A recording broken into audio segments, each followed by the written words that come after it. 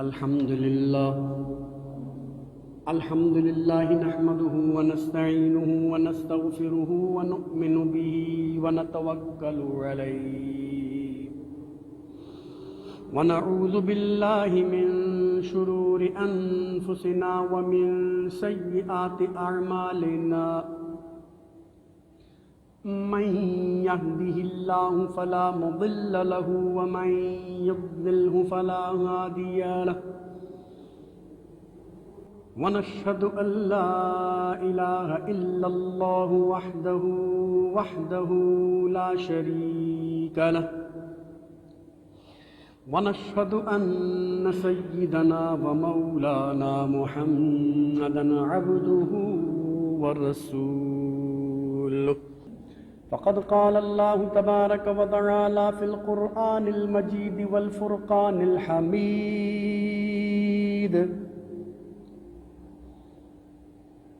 إلا تنصروه فقد نصره الله إذ أخرجه الذين كفروا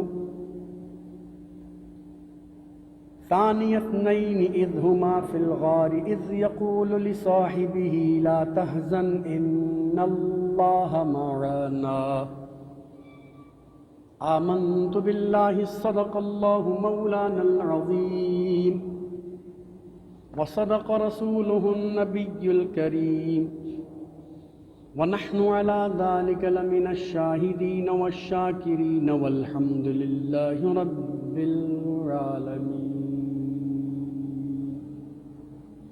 حمد و صلات کے بعد قرآن مجید فرقان حمید کے 10ویں پارے کے 12ویں رکوع میں سے سورہ توبہ کی آیت نمبر 40 آپ کے سامنے تلاوت کرنے کا شرف حاصل کیا ہے. اللہ تبارک و تعالیٰ سے دعا ہے کہ وہ مجھے اس آیت مبارکہ کے حوالے سے حق کہنے، آپ کو سن کر سمجھنے، یاد رکھنے اور اس میں سے حاصل ہونے والی گفتگو کے ذریعے اپنے عقائد، اپنے اعمال، اپنے معمولات کی اصلاح کی توفیق رفیق مرحمت فرمائے. وما توفیقی الا باللہ العلی العظیم. گزشتہ 2 نشستوں سے ہم حضرت سیدنا صدیق اکبر رضی اللہ تعالی عنہ کے فضائل کے حوالے سے گفتگو سماعت کرتے چلے آ رہے ہیں. رجب المرجب کا مبارک مہینہ ہمارے درمیان موجود ہے. انشاءاللہ آئندہ جمعے کسی نئے موضوع کے ساتھ آپ کے سامنے حاضر ہوں گا. تو ہم نے سیدنا صدیق اکبر رضی اللہ تعالی عنہ کے حوالے سے راہ حق کا ساتھی، غار کا ساتھی، یہ 2 نشستیں سماعت کیں. آج انشاءاللہ ہم ہجرت کا ساتھی کے عنوان سے یہ تیسری نشست 2 رجب المرجب 1443 ہجری بمطابق 4 فروری 2022 تیسری نشست لے کر آپ کے سامنے حاضر ہوا ہوں.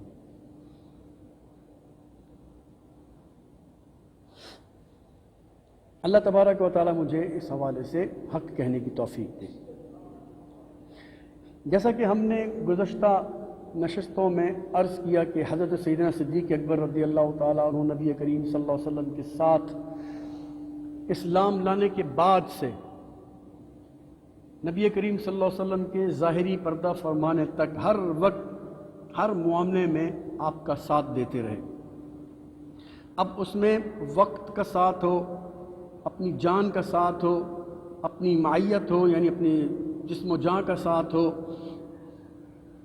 یا یہاں تک کہ اپنی جان قربان کرنے کا بھی موقع آیا تو آپ نے اس سے جو ہے وہ سستی نہ برتی. جنگ میں، جہاد میں، سفر میں، حضر میں، دن میں، رات میں، الغرض ہر موقع پر نبی کریم صلی اللہ علیہ وسلم کو اپنا ساتھ عطا فرمایا. تو آج ہم وہ خاص موقع جو کہ ہجرت مدینہ کے نام سے تاریخ اسلام میں موجود ہے، اور وہ مقدس رات، وہ مقدس سفر جس کی چاہت جس کی خواہش صحابہ کرام اپنے دل میں رکھتے تھے، اس مقدس رات اور اس مقدس سفر میں پیارے آقا صلی اللہ علیہ وسلم نے حضرت سیدنا صدیق اکبر رضی اللہ تعالیٰ عنہ کو اپنی مائیت کا شرف عطا فرمایا۔ قرآن کریم کی جو آیت میں نے آپ کے سامنے پڑھی ہے، إِلَّا تَنْصُرُوهُ فَقَدْ نَصَرَهُ اللَّهُ إِذْ أَخْرَجَهُ الَّذِينَ كَفَرُوا، صحابہ کرام سے اور دیگر مسلمانوں سے اللہ تبارک و تعالیٰ ارشاد فرماتا ہے کہ اگر تم میرے نبی کی مدد نہیں کرو گے تو اللہ تبارک و تعالیٰ نے اس میں ایک انوکھے انداز میں مسلمانوں کو جہاد کی ترغیب دی ہے کہ اگر تم میرے نبی کی مدد نہیں کرو گے تو اللہ تعالیٰ تو ان کی مدد کرنے والا ہے ہی، کیونکہ اللہ تعالیٰ نے اس وقت بھی ان کی مدد فرمائی تھی کہ جس وقت وہ مکہ سے ہجرت کر کے مدینے کی طرف تشریف لے جا رہے تھے، اور مکہ کے سارے کفار و مشرکین جو دشمن تھے وہ آپ کے پیچھے لگے ہوئے تھے، آپ کو خدا نخواستہ شہید کرنے کے در پہ تھے، یہاں تک کہ اس مقدس رات میں، کہ جس رات میں اللہ کے پیارے محبوب صلی اللہ علیہ وسلم کو اللہ کے حکم سے جبریل علیہ السلام نے آ کر ہجرت کا حکم سنایا کہ اللہ تبارک تعالیٰ فرماتے ہیں کہ بھئی آج آپ اپنے بستر پہ نہیں سوئیں گے اور ہجرت کا حکم آ گیا ہے۔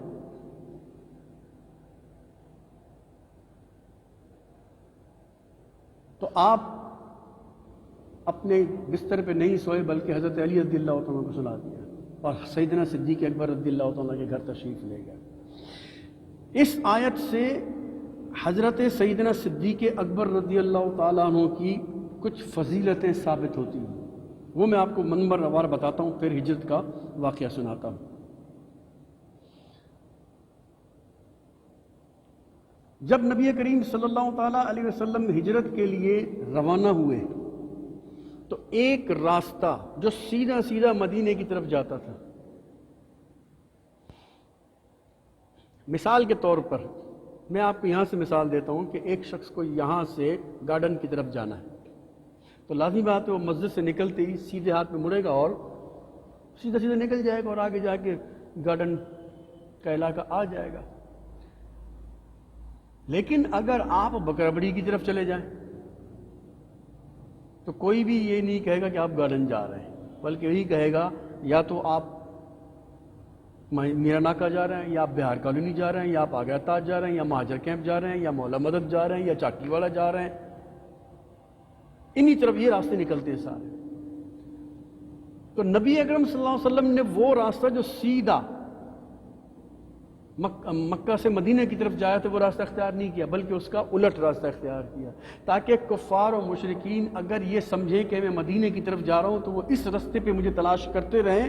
میں دوسرے راستے سے جاتا ہوں تو وہ شمال کی طرف وہ راستہ جاتا ہے، آپ وہاں سے ایک لمبا چکر کاٹ کے، اب یوں سمجھ لیں کہ کوئی بندہ بکراپڑی جائے، بکراپڑی سے پھر وہاں سے جو ہے وہ گھومتے گھماتے رنچوڑ لائن سے ہوتے ہوئے شو مارکیٹ سے ہوتے ہوئے پھر وہ گارڈن کی طرف جائے تو یہ کتنا لمبا راستہ کہلائے گا۔ اس راستے سے پیارے آقا صلی اللہ علیہ وسلم کو یہ لمبا کر کے گیا تاکہ کفار و مشرکین کی پکڑ میں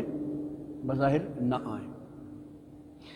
تو اب لازمی بات ہے ایسے وقت میں انہیں ایک ایسے شخص کی، ایسے ساتھی کی ضرورت تھی جو آپ کا وفادار، جانثار، بھروسے کے قابل، اعتبار کے قابل کوئی شخص ہو، ورنہ اگر کسی نے بھی، میں ایک مثال دے رہا ہوں، کسی نے بھی اگر مخبری کر دی تو معاملہ خراب ہو سکتا ہے۔ تو پیارے آقا صلی اللہ تعالیٰ علیہ وسلم نے یہ شرف حضرت سیدنا صدیق اکبر رضی اللہ تعالیٰ عنہ کو عطا فرمایا۔ اب ذہن میں یہ سوال پیدا ہو سکتا ہے کہ باقی صحابہ کرام کو کیوں نہیں؟ تو اس کی وجہ یہ ہے کہ بیعت عقبہ کے بعد چونکہ ہجرت کا حکم آ چکا تھا تو تمام صحابہ کرام تقریباً مدینے کی طرف جا چکے تھے۔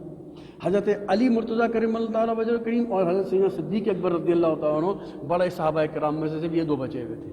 تو آپ نے حضرت سیدنا صدیق اکبر کو اپنے سفر کا ساتھی بنایا ہے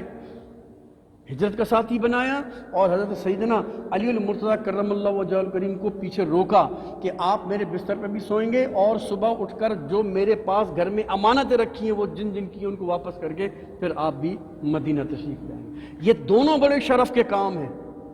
دونوں بڑے شرف کے کام ہیں۔ حضرت علی المرتضیٰ کرم اللہ تعالیٰ وجہہ الکریم کی فضیلت و شرف وہ اپنی جگہ کہ حضرت سیدنا صدیق اکبر اگر غار میں سانپ سے کٹوا کر یا جناب پورے رستے میں حفاظت کی غرض سے آگے پیچھے ہو کر اپنی جان جوخم میں خطرے میں ڈال رہے ہیں، تو دوسری طرف حضرت علی کرم اللہ تعالیٰ وجہ الکریم بھی جان ساری میں پیچھے نہیں ہے، بلکہ اس بستر پہ سو رہے ہیں کہ جس بستر پہ کئی تلواریں چل سکتی ہیں، کئی نیزے چل سکتے ہیں، کئی تیر چل سکتے ہیں، جان کا سیدھا سیدھا خطرہ ہے۔ لیکن پیارے آقا صلی اللہ علیہ وسلم کی ذات پر اپنی جان کو قربان کرنے کی اس سے بڑی کیا مثالیں ہو سکتی ہیں کہ آپ سو گئے۔ بہرحال وہ پھر کبھی موقع لگا تو اس پر بھی سیدنا علی المرتضیٰ کرم اللہ تعالیٰ وجہ الکریم کے فضائل پر گفتگو ہوگی، تو وہاں پر انشاءاللہ ان کا ذکر کیا جائے گا۔ تو آپ صلی اللہ تعالیٰ علیہ وسلم نے حضرت سیدنا صدیق اکبر کو ہجرت کے لیے اپنے لیے چنا، یہ آپ کی ایک فضیلت ہے۔ اچھا، اور پھر یہ ہجرت کے موقع پر آپ دیکھیے کہ اس وقت نبی اکرم صلی اللہ علیہ وسلم کے کچھ رشتہ دار وہاں مکہ میں موجود تھے، جیسا کہ میں نے بتایا حضرت علی موجود تھے، اور آپ کے دیگر بھی نسبی جو خاندانی افراد تھے وہ موجود تھے، لیکن اس کے باوجود آپ نے حضرت سیدنا صدیق اکبر کو یہ شرف عطا فرمایا جس سے آپ کی فضیلت اور آپ کا مرتبہ ثابت ہوتا ہے۔ پھر جب ہجرت کا حکم ہوا،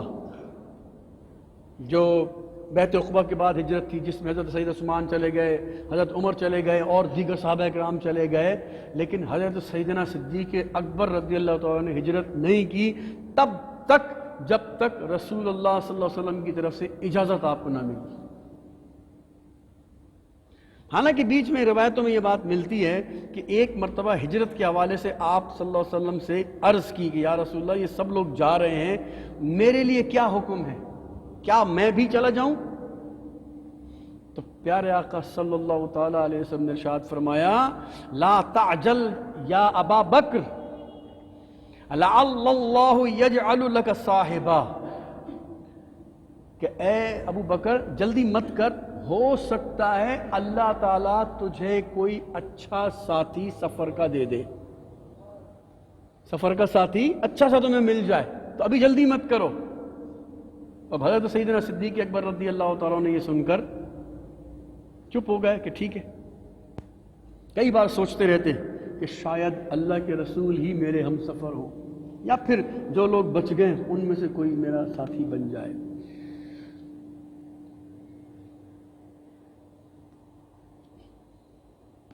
اچھا، اسی طریقے سے جب غار میں موجود تھے تو اللہ تبارک و تعالیٰ نے فرمایا فَأَنزَلَ اللَّهُ سَكِينَةً، کہ بے شک اللہ تبارک و تعالیٰ نے سکینہ یعنی تسلی، سکون نازل فرمایا۔ تو اللہ تبارک و تعالیٰ نے وہ سکینہ اللہ عز و جل اپنے پیارے محبوب اور حضرت سیدنا صدیق اکبر دونوں پر نازل فرمایا۔ تو یہ بھی آپ کی ایک بہت بڑی فضیلت ہے کہ جو کسی اور صحابی کو عطا نہیں۔ بہرحال جب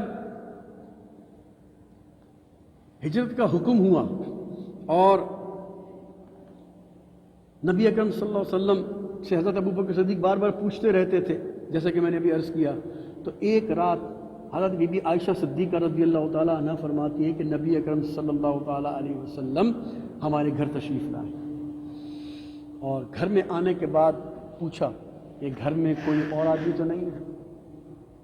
جیسے محلے دار وغیرہ عام لوگ آ جاتے ہیں، بیٹھ جاتے ہیں، بات چیت کرتے ہیں، جیسے گاؤں دیہات میں لوگ بیٹھے ہوتے ہیں نا اس طرح۔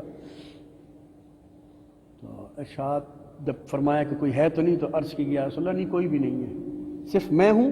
یعنی وہ بکر، میری بیٹی عائشہ ہے اور اس کی بہن اسما رضی اللہ تعالیٰ، یہ ہم تین افراد ہیں، باقی کوئی نہیں ہے، میرا والد بھی بھائی باہر کہیں گیا ہوا ہے، اماں بھی باہر کہیں گئی ہوئی ہے۔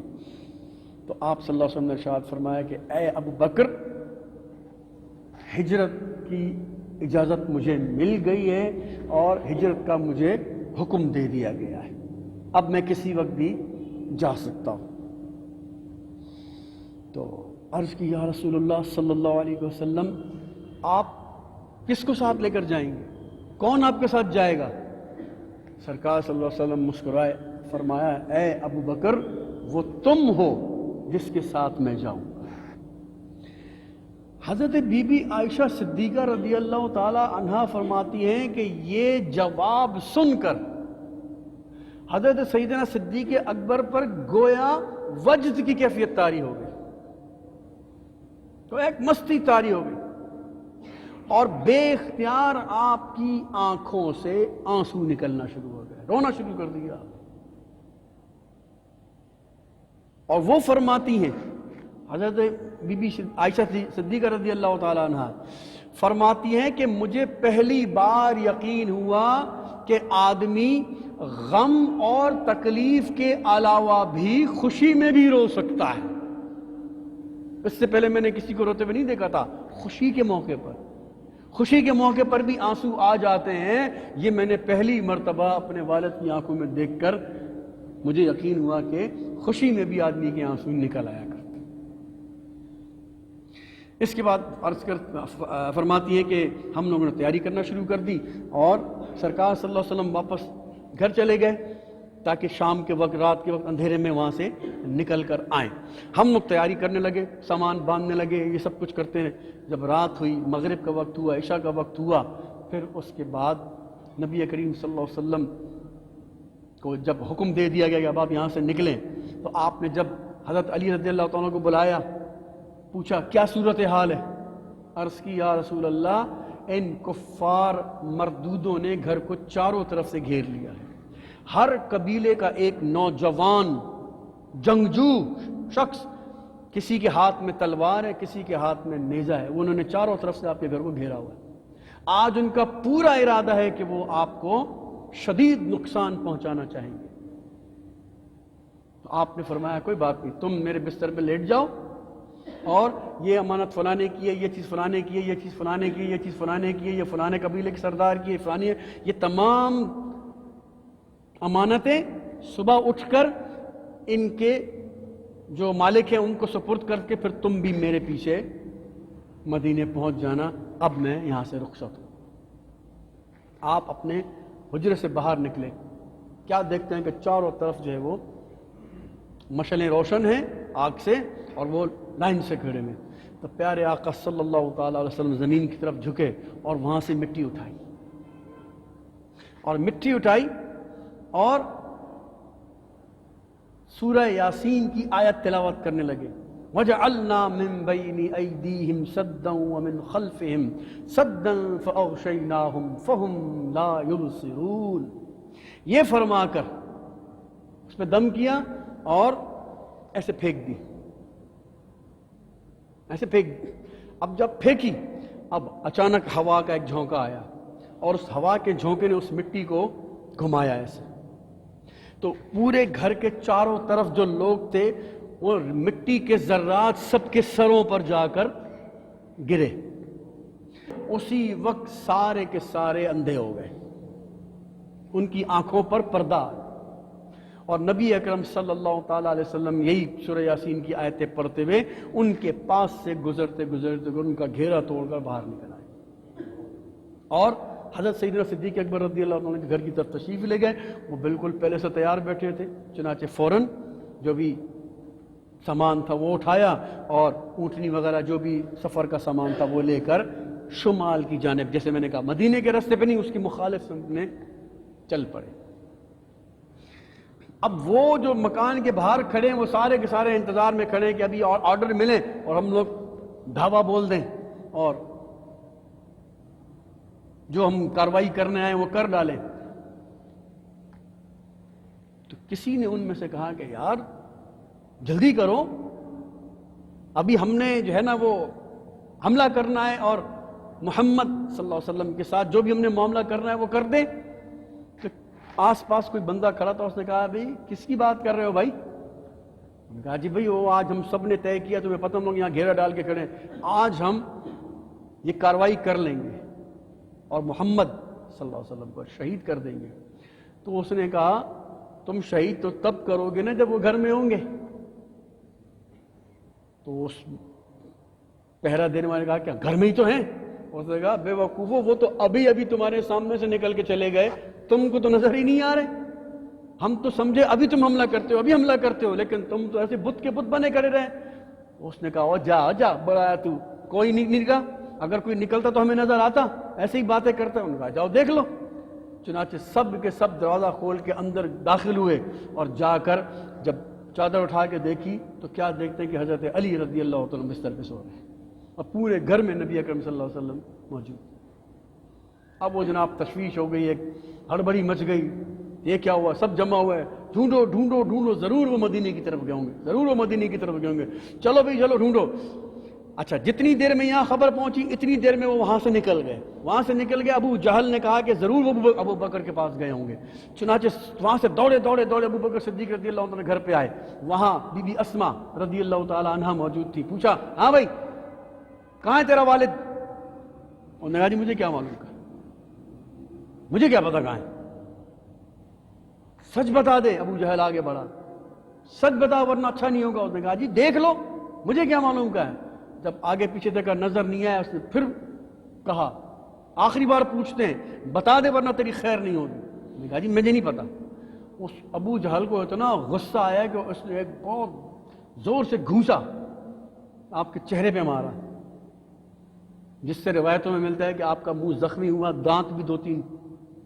شہید ہو گئے، ٹوٹ گئے۔ بہت زور سے دھکا مارا اور گھونسا مارا۔ تو کہنے کا مطلب یہ ہے کہ آپ سرکار صلی اللہ علیہ وسلم نکل گئے، آگے نکل گئے تو اب شمال کی طرف جا رہے تھے، تو یہاں پر پتھر ہی پتھر تھے، سارے پہاڑی سارا علاقہ تھا۔ وہاں سے تقریباً 3-4 کلومیٹر کے آس پاس وہ غار تھا، غار ثور، جہاں پر میں نے پچھلے جمعے آپ کے سامنے عرض کیا تھا کہ غار میں آپ نے پناہ لی تھی۔ تو اب اس 3-4-5 کلومیٹر چلتے چلتے چلتے، اور پہاڑی رستے پر بہت آہستہ آہستہ چلنا پڑتا ہے، تو اس طرح کرتے کرتے صبح کا وقت قریب آ گیا۔ تو اب حضرت سیدنا صدیق اکبر رضی اللہ تعالی عنہ چلتے ہوئے کبھی سرکار صلی اللہ علیہ وسلم کے آگے آ جاتے، تھوڑی دیر چلتے پھر ایک دم پیچھے آ جاتے، چلتے چلتے چلتے پھر پیچھے سے ایک دم سیدھے ہاتھ کی طرف آ جاتے، ساتھ ساتھ چلنے لگتے، پھر تھوڑا سا چلتے پھر الٹے ہاتھ کی طرف آ جاتے، ساتھ ساتھ چلنے، کبھی آگے کبھی پیچھے، کبھی دائیں کبھی بائیں، آگے پیچھے دائیں بائیں، یہ پورے راستے میں یہی ہو رہا ہے۔ نبی اکرم صلی اللہ تعالیٰ علیہ وسلم نے پوچھا اے ابو بکر کیا بات ہے، تمہیں کیا پریشانی ہے؟ عرض کی اے اللہ کے رسول صلی اللہ تعالیٰ علیہ وسلم، مجھے معلوم ہے کہ آپ کو گھر میں نہ پا کر وہ میرے گھر گئے ہوں گے، اور وہاں بھی نہ پا کر پاگلوں کی طرح، جنونیوں کی طرح وہ آپ کو تلاش کر رہے ہوں گے، ہو سکتا ہے اس طرف بھی آ جائیں۔ تو مجھے خدشہ ہوتا ہے، جب تشویش ہوتی ہے، ڈر لگتا ہے کہ سامنے سے کوئی آپ کے پر حملہ نہ کر دے، تو میں آپ کے آگے آ جاتا ہوں تاکہ جو بھی تلوار چلے، تیر چلے، پہلے ابو بکر کے سینے پہ لگے، پہلے ابو بکر اپنی جان دے گا۔ پھر آگے چلتے چلتے مجھے خدشہ ہوتا ہے کہیں پیچھے سے کوئی وار نہ کر دے، تو میں پیچھے آ جاتا ہوں تاکہ پیچھے سے کوئی وار ہو تو وہ ابو بکر پر ہو۔ پھر مجھے خیال آتا ہے کہیں دائیں سے یا بائیں سے کوئی نہ آ جائے، تو میں دائیں بائیں ہو جاتا ہوں تاکہ آپ پر بے خبری میں وار نہ ہو جائے، اور اگر ہو تو پہلے مجھے نقصان پہنچے، اس کے بعد آپ تک کوئی تلوار پہنچے یا تیر پہنچے یا نیزہ پہنچے۔ تو اللہ کے پیارے حبیب صلی اللہ علیہ وسلم نے فرمایا اے ابو بکر تیرا ان دو کے بارے میں کیا خیال ہے جن کا تیسرا اللہ ہے؟ کیوں پریشان ہوتا ہے؟ گھبرا مت، اللہ ہمارے ساتھ، وہ ہمیں ان سے بچائے گا۔ چنانچہ پھر غار تک پہنچتے ہیں، پھر غار میں 3 راتیں 3 دن قیام کیا، جیسا کہ میں نے پچھلی نشست میں بتایا تھا۔ پھر جب وہاں سے نکلے تو رستے میں چلتے چلتے چلتے جہاں کہیں وہ دیکھتے کہ سرکار صلی اللہ تعالیٰ علیہ وسلم کے چہرے پر تھکن کے آثار آتے ہیں، تو سرکار صلی اللہ علیہ وسلم کو ایک جگہ کھڑا کرتے اور عرض کرتے یا رسول اللہ آپ مجھ پر سوار ہو جائیں، میں آپ کو آگے تک لے جاؤں، کیونکہ آگے پتھر بہت ہیں، آپ کے پیر زخمی نہ ہوں۔ تو سرکار صلی اللہ علیہ وسلم کو اونچی جگہ چڑھا کر کسی پتھر پہ اور اپنے کندھے، اپنا سر نیچے دے کر، اور جیسے بندے بٹھاتے ہیں نا یعنی آپ سرکار صلی اللہ علیہ وسلم کندھے پر بیٹھ گئے، ایک پیر اس طرف ایک پیر اس طرف لے کر، اور اب ان ہاتھ اس طرح پکڑ کے اب سیدنا صدیق اکبر رضی اللہ عنہ چلتے ہوئے جا رہے ہیں، کبھی اتار دیتے ہیں کبھی چلا لیتے ہیں، اس طرح کرتے کرتے کرتے مدینے کے قریب پہنچ گئے، اور وہاں پہنچ کر وہاں لوگ انتظار کر رہے تھے۔ پیر کا دن جب ہوا وہاں پہنچے تو پیر کا دن ہو چکا تھا، یعنی اتوار کی رات ہو گئی اور پیر کا دن آ چکا تھا۔ تو پیر والے دن جب پہنچے، اب وہاں سے لوگ مدینے سے نکل کے دیکھ رہے ہیں، دور دور دیکھ رہے ہیں کہ کہاں یہ دو افراد آ رہے ہیں، اونٹ آ رہا ہے، افراد آ رہے ہیں، پیدل چلتے ہوئے آ رہے ہیں۔ اب پتہ نہیں ان میں سے محمد صلی اللہ علیہ وسلم کون ہے، کیونکہ دونوں نے وہ ڈھاٹے باندھے ہوئے، کیونکہ صحرائی سفر میں ایسے ہی ہوتا ہے، لوگ منہ پہ کپڑا باندھ دیتے ہیں اور اپنے آپ کو مٹی سے دھول سے بچانے کے لیے اپنے آپ کو ایک کور کر کے رکھتے ہیں۔ تو سیدنا صدیق اکبر رضی اللہ تعالیٰ نے عرض کیا، رسول اللہ تھوڑا رکیے، اب لوگ قریب آ رہے ہیں، تو اب مالک اور آقا کی پہچان ہونی چاہیے۔ چنانچہ آپ نے نبی کریم صلی اللہ علیہ وسلم کا جتنا بھی وہ امامہ تھا اور وہ پگڑی تھی یا جو بھی آپ کا حلیہ تھا وہ ٹھیک کیا، پھر اس کے بعد ایک چادر لی اور چادر آپ کے سر کے اوپر جیسے سایہ کرنے کے لیے کی، اور فرمایا یا رسول اللہ اب چلیے۔ تو حضرت سیدنا صدیق اکبر رضی اللہ عنہ چلتے چلتے اپنا اس چادر سے آپ کے پر سایہ کہ جس سے آنے والے لوگوں کو سمجھ میں آ گئی کہ یہ ابو بکر ہیں اور یہ نبی اکرم صلی اللہ علیہ وسلم۔ پھر آپ کا استقبال ہوا، پھر اس کو مدینے میں آپ کو پہنچا کر پھر وہاں قبا پہنچے، پھر وہاں سے مدینے، اس طرح یہ سفر مکمل۔ تو پیارے آقا صلی اللہ تعالیٰ علیہ وسلم کے جانثار صحابی حضرت سیدنا صدیق اکبر رضی اللہ تعالیٰ عنہ یہ ہجرت کے بھی ساتھی تھے، اور یہ جو بیچ میں ایک واقعہ آیا میں نے آپ کو بتایا کہ جب نبی اکرم صلی اللہ تعالیٰ علیہ وسلم تھک جاتے تھے تو حضرت سیدنا صدیق اکبر آپ کو اپنے کندھوں پر سوار کر لیتے اور چلتے رہتے تھے کافی دیر تک۔ یہ اس نقطے کو سامنے رکھیے، اور میں ایک اور بات آپ کے سامنے عرض کرتا ہوں۔ فتح مکہ کے دن، اس ہجرت کے کم و بیش 10-12 سال کے بعد جب مکہ فتح ہو گیا اور نبی اکرم صلی اللہ علیہ وسلم ایک فاتح کی حیثیت سے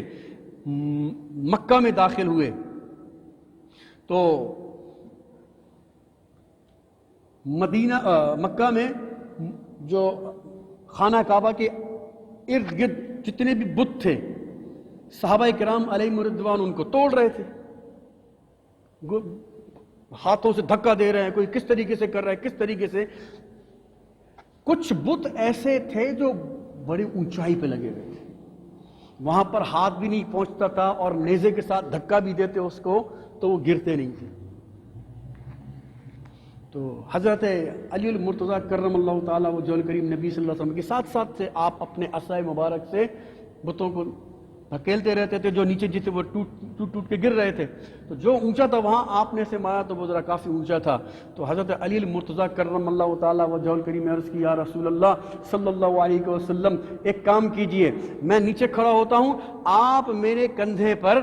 سوار ہو جائیے، اور آپ کا ہاتھ اونچا ہو جائے گا، 2 4 5 فٹ 6 فٹ اوپر ہو جائے گا، تو آپ آرام سے اس کو گرا لیں گے۔ اب دیکھیں دو باتیں ہیں، سفر ہجرت میں حضرت سیدنا صدیق اکبر نے بھی عرض کی، یا رسول اللہ آپ میرے کندھے پر سوار ہو جائیں۔ نبی اکرم صلی اللہ علیہ وسلم نے کوئی دوسری بات نہیں کی اور حضرت سیدنا صدیق اکبر کے کندھوں پر سوار ہو گئے۔ میرے آقا صلی اللہ علیہ وسلم اس وقت بھی نبوت کی شان کے ساتھ موجود ہیں، ٹھیک ہے نا، اور وہاں پر حضرت علی المرتضیٰ کرم اللہ تعالیٰ وجہ کریم عرض کریں، یا رسول اللہ آپ میرے کندھے پر سوار ہو جائیں تاکہ آپ بتوں کو گرا سکیں۔ حضرت علی المرتضیٰ رضی اللہ تعالیٰ عنہ کے اس سوال پر پیارے آقا صلی اللہ علیہ وسلم فرماتے ہیں، اے علی ابھی تمہارے اندر نبوت کا بوجھ برداشت کرنے کی طاقت نہیں ہے، تم ابھی میرا بوجھ اپنے کندھوں پر برداشت نہیں کر سکتے۔ دیکھو سوال دونوں نے کیا، حضرت سیدنا ابو بکر صدیق بھی اپنے کندھے پر سوار کرنا چاہ رہے ہیں، حضرت علی المرتضیٰ کرم اللہ وجہہ الکریم بھی اپنے کندھے پر سوار کرنا چاہ رہے ہیں۔ ایک کو اجازت نہ صرف دے دی بلکہ اس کے کندھوں پر سوار بھی ہو گئے، اور دوسرے کو منع فرما رہے ہیں کہ تم نبوت کا بوجھ برداشت نہیں کر سکتے، تم ایسا کرو کہ تم میرے کندھوں پر سوار ہو جاؤ اے علی اور تم اس کو توڑو۔ چنانچہ حکم تھا، حضرت علی مرتضیٰ کرم اللہ تعالیٰ وجہ الکریم سرکار صلی اللہ علیہ وسلم کے کندھوں پر سوار ہو گئے اور ان بتوں کو توڑ توڑ کر گرانے لگے۔ اب یہاں پر عشاق ہیں، جو صوفیاء ہیں، اولیاء ہیں، انہوں نے اپنی کتابوں کے اندر جو مشاہدے کرتے ہیں انہوں نے یہ بات کی کہ نبی کریم صلی اللہ تعالیٰ علیہ وسلم نے حضرت علی سے پوچھا، اے علی میرے کندھوں پر سوار ہو، کیا نظر آ رہا ہے؟ کیا نظر آ رہا ہے؟ عرض کی یا رسول اللہ صلی اللہ علیہ وسلم، مجھے ایسا لگ رہا ہے کہ میں کائنات کے اندر سفر کر رہا ہوں اور کوئی کہکشاں، کوئی جگہ مجھ سے آشکار نہیں چھپی ہوئی، میں فلک میں اور فضاؤں میں، ہواؤں میں اور کائنات کے ذرے ذرے کو دیکھ رہا ہوں۔ یہ آپ کے کندھوں کی برکت ہے جس کے ساتھ میں اٹیچ ہوں، اور آپ جس طریقے سے سب چیزیں ملاحظہ فرماتے رہتے ہیں، پردے آپ کی آنکھوں سے اٹھ جاتے ہیں، آپ کے اوپر سوار ہوا ہوں تو میرے آنکھوں سے بھی سارے پردے ہٹ گئے۔ یہ پیارے آقا صلی اللہ علیہ وسلم کا یہ فیض تھا جو انہیں حاصل۔ تو میرے بھائیوں، پیارے آقا صلی اللہ علیہ وسلم نے حضرت علی المرتضیٰ کے کندھے پر سوار ہونا پسند نہ فرمایا، بلکہ ان کو اپنے کندھے پر سوار کیا۔ اب اس سے اندازہ لگائیے کہ جس کے کندھے پر سوار ہوئے سرکار صلی اللہ علیہ وسلم، اس کی عظمت، اس کی فضیلت، اس کی شان، اس کا مرتبہ کتنا بلند ہوگا، کتنا بلند ہوگا۔ اسی لیے افضل البشر بعد الانبیاء بالتحقیق سیدنا صدیق اکبر کو کہا جاتا ہے کہ اسی لیے میرے پیارے آقا صلی اللہ علیہ وسلم نے ارشاد فرمایا، میری پوری امت کے ایمانوں کو اگر ترازو کے ایک پلڑے میں رکھ دیا جائے اور دوسرے پلڑے میں صرف ایک ابو بکر صدیق رضی اللہ تعالیٰ عنہ کے ایمان کو رکھ دیا جائے تو حضرت ابو بکر صدیق کا ایمان میری امت کے تمام ایمانوں سے بھاری ہوگا۔ کیوں؟ حضرت ابو بکر صدیق رضی اللہ تعالیٰ عنہ جیسی شخصیت انبیاء کے بعد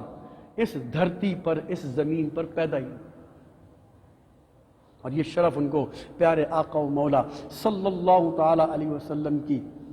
معیت میں، ساتھ رہنے میں اور آپ کے ساتھ وقت گزارنے پر آپ کو حاصل ہوا۔ غار ثور کی وہ 3 راتیں ہی کیوں نہ ہوں، اسی طریقے سے وہ 3 دن ہی کیوں نہ ہو، وہ سفر ہی کیوں نہ ہو، وہ جہاد کے اندر ہی کیوں نہ ہو، جنگ کے اندر ہی کیوں نہ ہو، الغرض ہر وقت نبی اکرم صلی اللہ علیہ وسلم کے ساتھ رہنے والے کو یہ تمام چیزیں تو حاصل ہونی ہی تھی۔ اللہ تبارک و تعالی حضرت سیدنا صدیق اکبر رضی اللہ تعالیٰ عنہ کی شان، مرتبہ، ان کی عظمت کو سمجھنے کی توفیق عطا فرمائے۔ اور دور جدید کے جو فتنے عام طور پہ ہمیں ہر طرف جو نظر آتے ہیں، جو صحابہ کرام علیہم رضوان پر کیچڑ اچھالنے کی ناکام کوششیں کرتے رہتے ہیں، اللہ تعالیٰ نے ان کے شر سے محفوظ فرمائے، ان کی بکواس سے محفوظ فرمائے، اور صحابہ کرام علیہم رضوان جو نبی کریم صلی اللہ علیہ وسلم کے پیارے تھے، جو اللہ کے پیارے تھے، جن کے پیار، جن کی مغفرت اور جن کی بخشش کے وعدے اللہ نے قرآن میں فرمائے ہیں۔ اللہ تبارک و تعالیٰ نے عام مومنین کی بخشش کے وعدے نہیں فرمائے، قرآن میں فرماتا ہے یغفر لمن یشاء ویعذب من یشاء، جس کو چاہے بخشے، جس کو چاہے عذاب دے۔ لیکن صحابہ کرام کو فرمایا رضی اللہ عنہم ورضوا عنہ، کہ اللہ ان سے راضی ہے، یہ اللہ سے راضی ہے۔ یہ صحابہ کرام کا مرتبہ ہے۔ صحابہ کرام کو اللہ نے سند دی ہے جنت کی، بخشش کی، مغفرت کی، اور یہ جو کتے جو بھونک رہے ہوتے ان کے لیے تو جہنم کا ایندھن اللہ تعالیٰ نے تیار کر کے رکھا ہے۔ اللہ تعالیٰ اور شاق صحابہ میں، محبت صحابہ میں زندگی عطا فرمائے، موت عطا فرمائے، آمین ثم آمین بجاہ النبی الامین، وما علینا الا البلاغ المبین۔